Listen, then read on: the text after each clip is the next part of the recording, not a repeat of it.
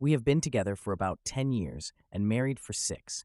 We have no kids now, but we were planning to start trying pretty much now. We are both very active, going to the gym, eating healthy, and are both in relatively great shape.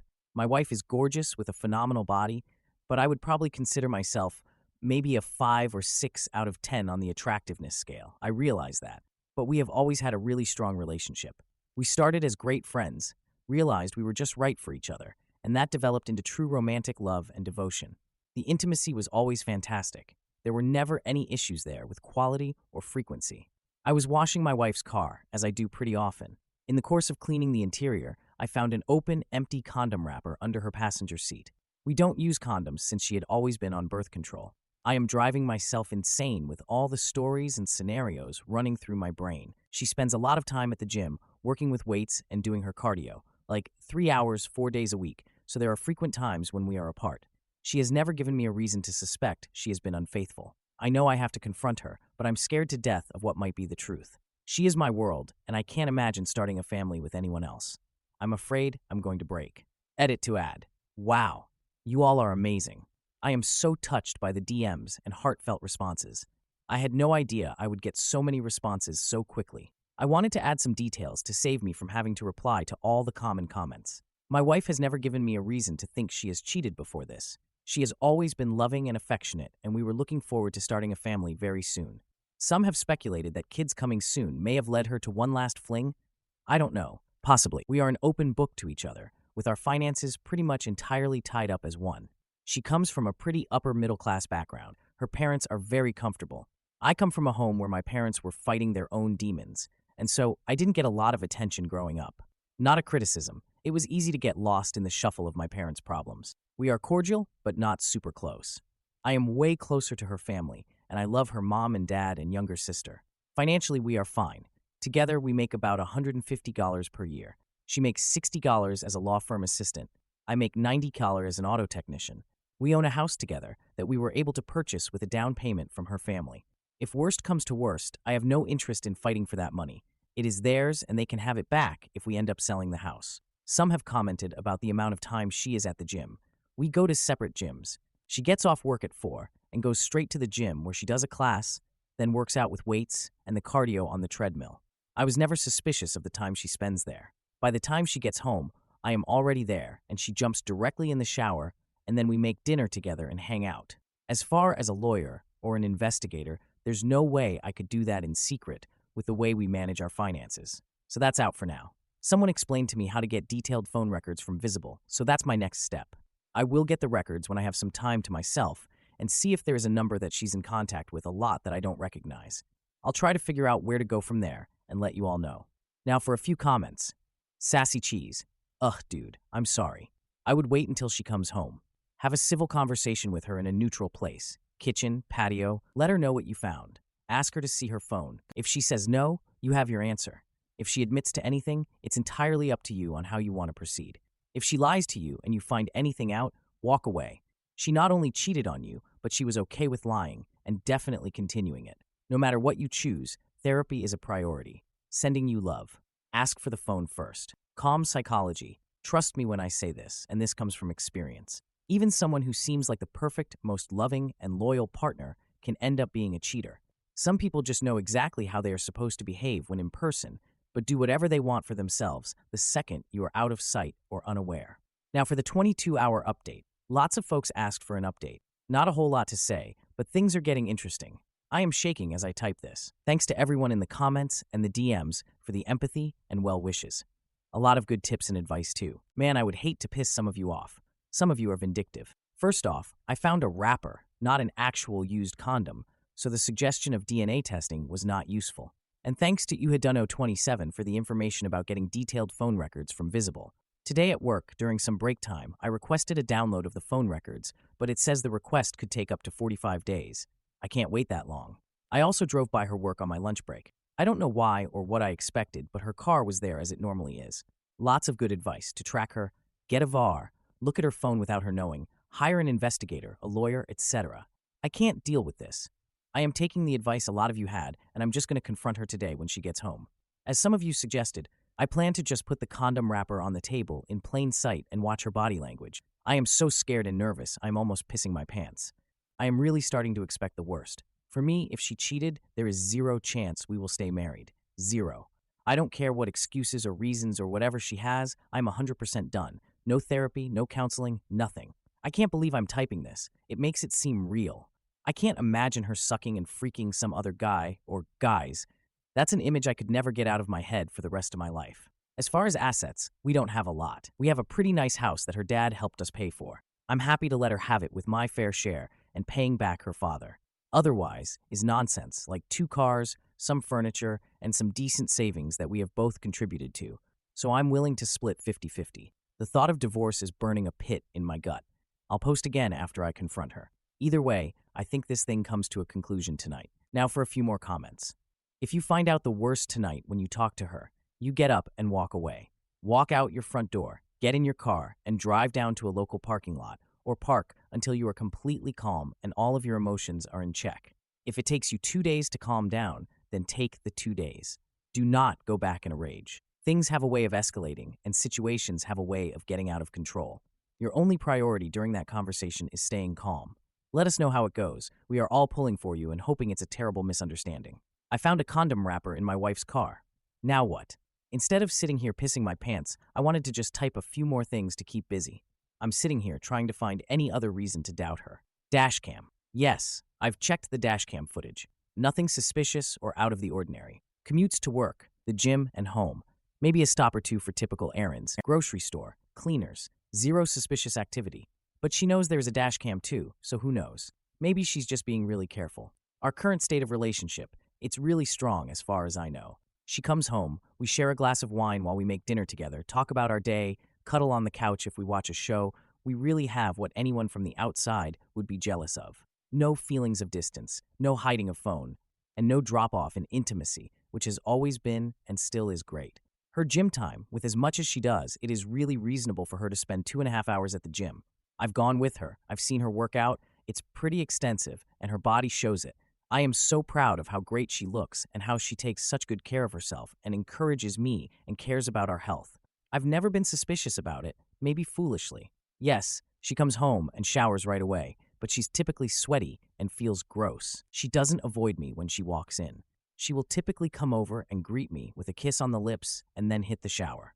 If she was just having intimacy with a side piece, I think she would be more discreet. We spend almost all of our time together on the weekends. Go for a jog, date nights, happy hour with friends, dinners with family, etc. She has a lot of girlfriends from work, and they sometimes go out for a girls' night like once every 2 months. But again, nothing suspicious. I see the credit card charges, so I don't believe she is hiding anything. And her girlfriends are all awesome, and I love hanging out with them and their husbands/BFs. I'm torn and getting nervous about talking to her tonight, but I gotta get this over with. Now for a few comments. One commenter shared their experience, saying, "Good luck. I was in a very similar position 20 years ago when my husband found the same thing in my car. Turns out my friend from work that had asked to borrow my car at lunch was actually the one cheating on her husband with another colleague in my car. It was a mess, but my husband and I are still married and happy. I hope there is a chance she isn't actually cheating. I would take the time to gather more evidence if you can." Then another commenter asked, "Was the wrapper in plain sight? Maybe she left the window open?" I replied, "No, it was under the passenger seat toward the back of the seat. The car has a very small back seat, so I can't imagine having intimacy back there, but who knows what motivated people are capable of." Now for the 7-hour update. This should be my final post on this topic. I took a lot of your advice and decided to just confront her tonight. Sorry for the length, but it was a lot. My wife came home from the gym about 6:45 like always. I was sitting at the kitchen table alone. She came over, said hi, kissed me on the lips, and went off to take a shower pretty much like usual. I'm not gonna lie, when she came over to kiss me, I smelled really hard for any evidence of man scents. Cologne, soap, deodorant, sweat, anything. I got nothing. As she showered, I sat by myself, a ball of anxiety, and damn near chickened out. She got out of the shower and came into the kitchen with wet hair, sweats, and a t-shirt, looking beautiful as usual. She sat down like we always do and expected to chat about our day. She could see immediately something was wrong. She asked what's up. I was shaking and so nervous like you cannot believe. I asked, "Have you lent your car to anyone recently?" "No." "Have you had any passengers in your car the last few weeks?" She thought for a second and said no. I asked, "Has anyone besides you or me been in your car the last few weeks?" She said, "No." "What the hell is going on?" I asked to see her phone. She looked at me weird, said, "Okay," and just slid the phone to me across the table, no hesitation, and said, "What the frick is going on?" I didn't touch her phone. I took the condom wrapper out of my pocket and set it on the table. She looked at it, but had no real visible reaction. I didn't say a word. After a few seconds, she said, "What the hell is that?" I said, "It's a condom wrapper." She said, "It's obviously a condom wrapper. What the frick is a condom wrapper doing on our kitchen table?" She was starting to get annoyed. She is either a really good actor or she sincerely had no idea what was happening. I told her I found it under her car seat while I was cleaning her car. She honestly looked dumbfounded. She said she had no idea how it got there. She really seemed sincere and was starting to get concerned. She asked if I thought it was hers. I said, "I'm not sure, is it?" She said, "You have got to be kidding me. You seriously think I'm freaking around on you? Are you crazy? What the hell is wrong with you?" She took her phone and waved it at me and said, "Here, please look at my phone. Call my sister, who she shares everything with. Call any of my friends. I'm not sure what you want me to say." We sat in silence, very uncomfortable for a minute or two.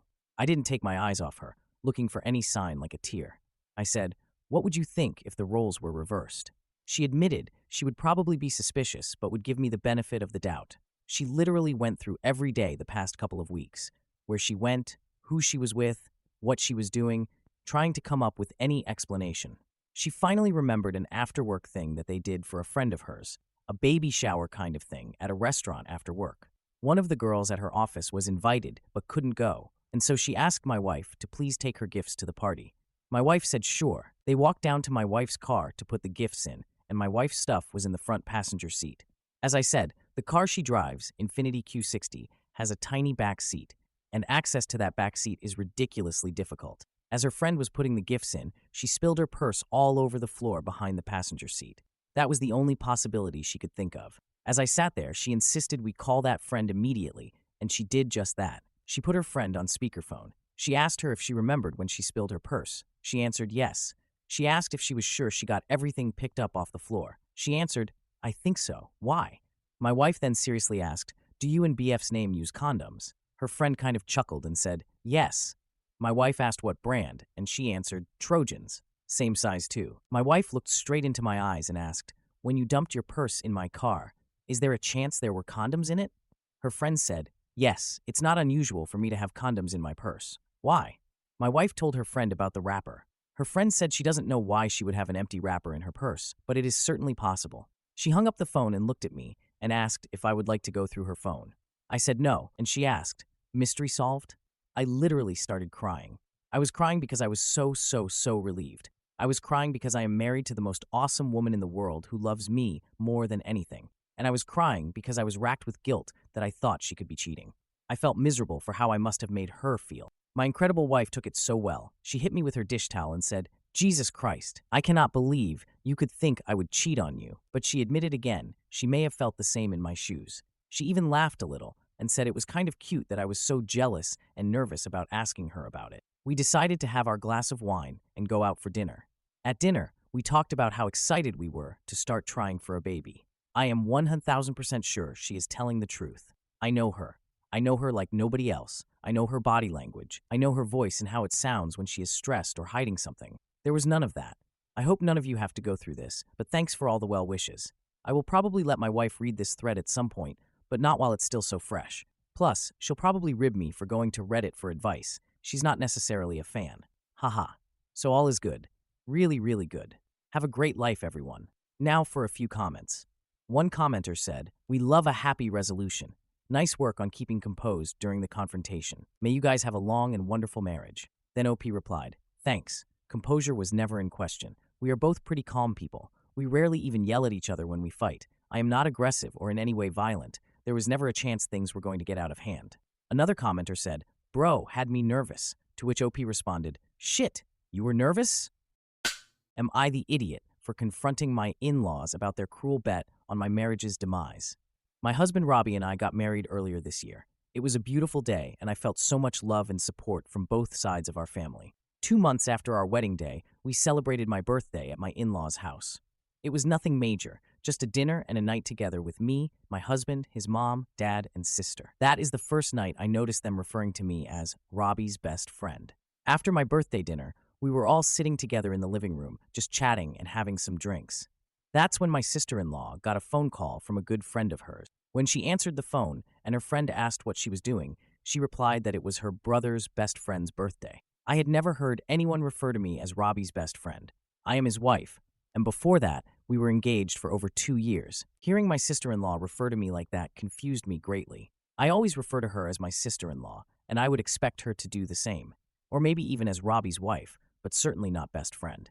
After my sister-in-law hung up her phone, I asked her why she referred to me the way she did. She did not seem at all abashed. She just said, "Well, you are best friends, and that's what mom and dad call you," referring to mother-in-law and father-in-law. My sister-in-law and I are by no means very close, but we are nice to each other and have never had any fights. We just don't hang out outside of family functions because our personalities are pretty different. She's never made it seem like she was annoyed or mad at me. I decided to let it go that night, even though it weirded me out. But then it all happened again a few days ago, which is why I'm writing this post. My mother-in-law and I both work in the same industry, doing similar jobs, but at different companies in the area.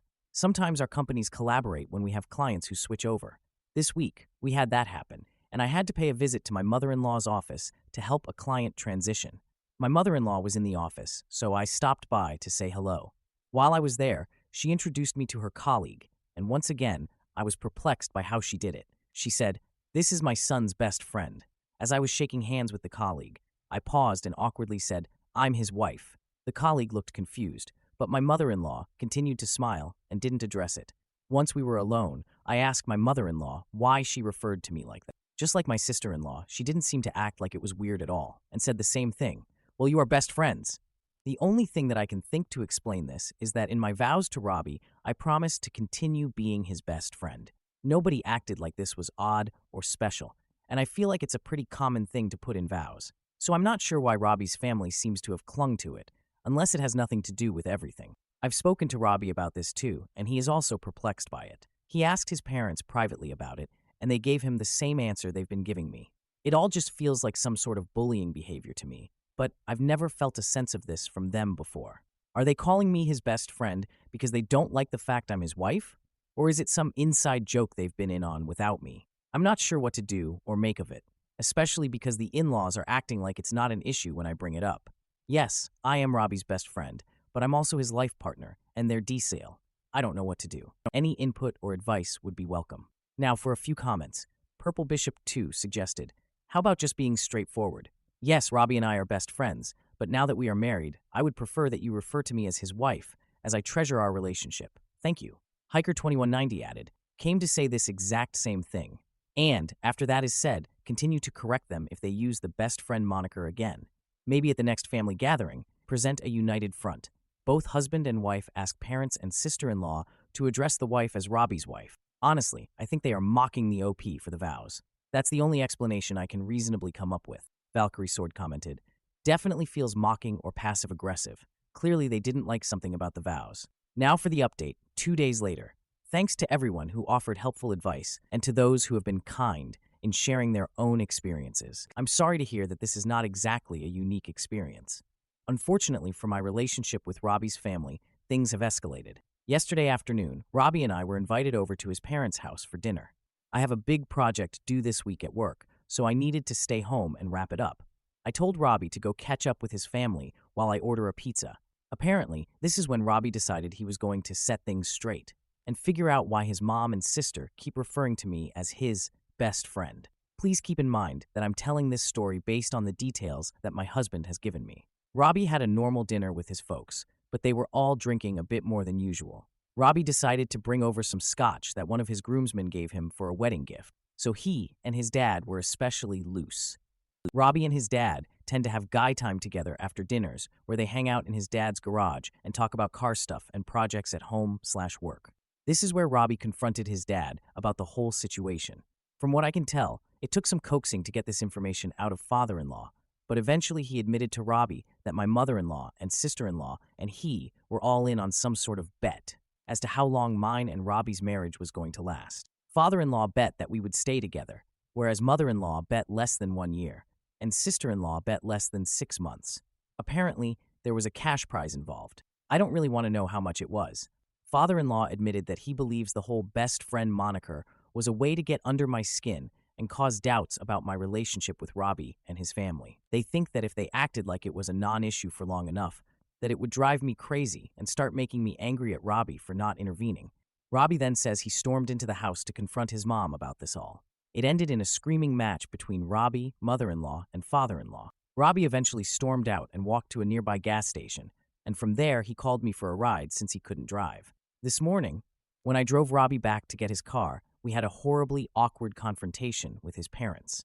Mother-in-law is apparently pissed at father-in-law for betraying the secret, and they were fighting about it all night. Father-in-law will be staying with us in our extra bedroom for a couple days, or until they can calm down and talk to each other again. Robbie is now set on going no contact with his mom and sister. He is angry with his father, but is more willing to forgive him. Personally, I would prefer if we saw a family therapist before doing this, but we are still ironing out the details. Hopefully, we can get through this with both marriages intact. Let's start with the post. While the way they're treating you is abhorrent and not something I would do to a stranger or even someone I dislike, it's a whole nother level of messed up to try to sabotage their son's brother's marriage on purpose. What kind of monster actively tries to wreck their family member's life to win a bet?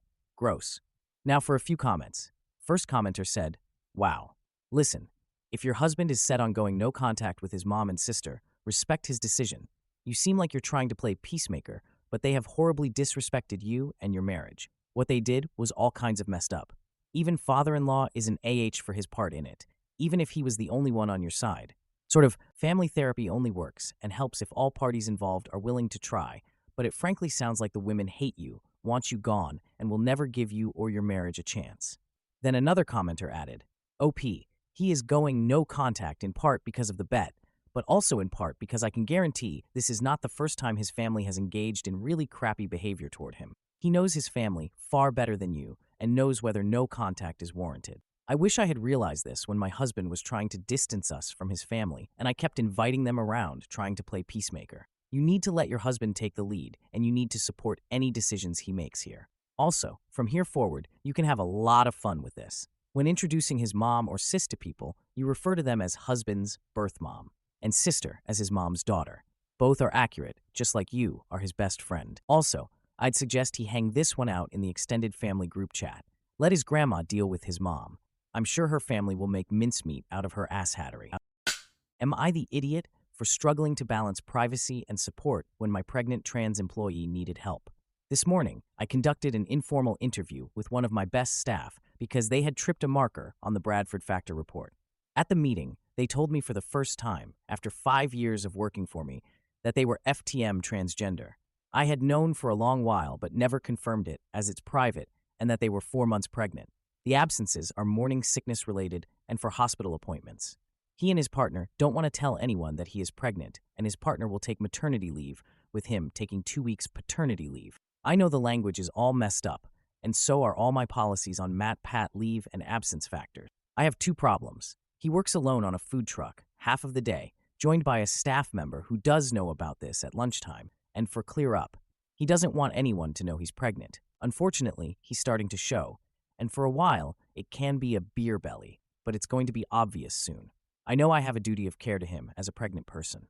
This language is quite hard, so he should not be working alone, and I can cover that for a while. But what do I do about helping him conceal the pregnancy? I could offer a period of unpaid leave, but I'm not sure he could afford that, and the only thing I can really do is, apart from this, offer to pay his wages as an extended holiday. I know I'm not obligated to do that, but can anyone advise on my options, apart from degendering the policy stack around maternity, which might identify him if I do it? For info, because I know someone will ask, he has a male birth certificate and male passport, which I now know came from using a gender recognition certificate before he joined us. We only have gender-neutral bathrooms at all our non-franchise locations. Advise. Now for a few comments. One commenter advised, legally, you need to follow the same steps as you would if the pregnant person wasn't FTM. You need the MAT-B1 form, confirming the pregnancy and due date. You need to do an H&S assessment of their working location, and you need to write to them with all of their entitlements and statutory pay and leave options. You need to allow time off for the prenatal appointments. Perhaps they could be coded as authorized absence or something else on your system so they won't trigger the sickness threshold, but also won't be under pregnancy. They continued, your employee can decide how to do their leave, but they cannot and you cannot swap out maternity and paternity leave. The person who gives birth had maternity leave. This is for their physical recovery as well as caring for the child. What they can do is end their maternity leave very early, and they and their partner can convert it into shared parental leave. The ACAS form for notifying an employer of SHPL uses very inclusive language and could be helpful to you when you're rewording your own letters and documents for the employee. The original poster responded, "Yes, I get this. I have to get someone to degender the standard letters I have. ACAS seems to be a very helpful site on this, so I will take a look." I'm still sitting at my desk, wondering why he didn't tell me earlier and looking at all our interactions and 1221 forms where I could have been told. I know an employee can choose to disclose when they want to. Another commenter mentioned, 4 months is a pretty standard time to disclose, right around the 20-week scan. Generally, people wait for the 12-week scan, but if he wants to keep it hidden, I can understand waiting as long as possible. Then another commenter added, FTM pregnant people are unusual. We still don't have defined language for the trans community in general, so not knowing what to say is fine. Be open. Don't position that they or their situation is strange, but be honest that it's your first time supporting this situation and you want to ensure they have what they need. But legal processes, such as maternity leave and risk assessments, are unfortunately gender-specific. A reasonable person wouldn't hold this against you, as legislation is often the last to catch up. It's important to let them lead where possible. They continued, they may not want to disclose their pregnancy as many if the workforce may think they're cis and don't want to out themselves as trans. They may be worried about bullying. They may be like you and have no idea. It's fine not to know. Help them navigate through this and let them know you and the org have got their back and they're protected from discrimination and harassment. The original poster replied, "Thanks for that. It's reassuring to know that not knowing is okay." I had a quick conversation with the law firm that support me, and their senior employment partner's reaction was, "What the frick? Give me a few days to find out what you're supposed to do." My main aim is to make sure my employee feels valued and supported. This evening, I dropped round a massive chocolate cake and let him and his husband know he's going to get all the support I can give. And thinking about it, it's a massive privilege that he's told me and trusted me with the information. I just want to do the best for them both, or even all three of them. Another commenter praised, "Honestly, blew my mind when I read you're an employer and not HR. Kudos. We need more bosses like you out there. I'm in HR and have a MTF trans woman. She's exploring adoption or having a child with her partner, and our policies are ancient and so heteronormative. I've asked her to help me bring them up to date and be more inclusive. She's made up with the opportunity, and despite being pretty well versed on the trans community and an ally for years, I learn from her and her partner daily." They concluded, "It'd be great if you could share progress so we could learn from this. It really is a unique situation.